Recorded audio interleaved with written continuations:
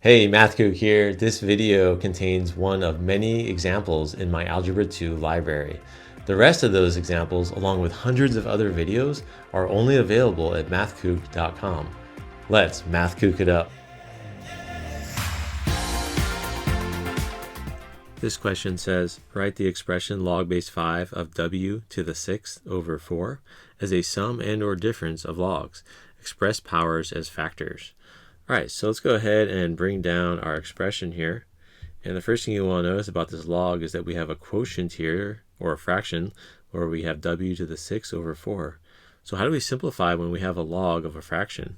So here is our rule. When you have a log of a fraction, you do the log of the top guy minus the log of the bottom factor. So log of m minus log of n. So let's go ahead and apply that log rule to our log expression here.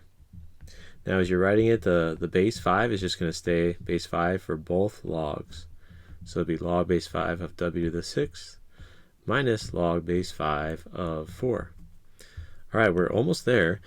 They also say in the directions, express powers as factors.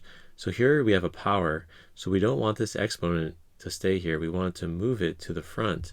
And the rule we're going to use for logs is this one. Whenever you have an exponent on an argument, you can move that exponent to the front of the log expression. So in this case, we're going to move that 6 to the front. So I'll show that here. We're going to move it right to the front there.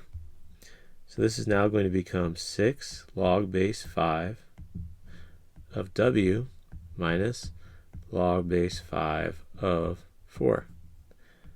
All right, so there is our answer. We have changed this log expression and expressed it as a sum or difference, in this case a difference of logs. Hey Kook, if you found this video helpful, hit that like button, subscribe, and drop a comment. For unlimited access to all of my Algebra 2 videos, visit mathkook.com. Thanks for watching.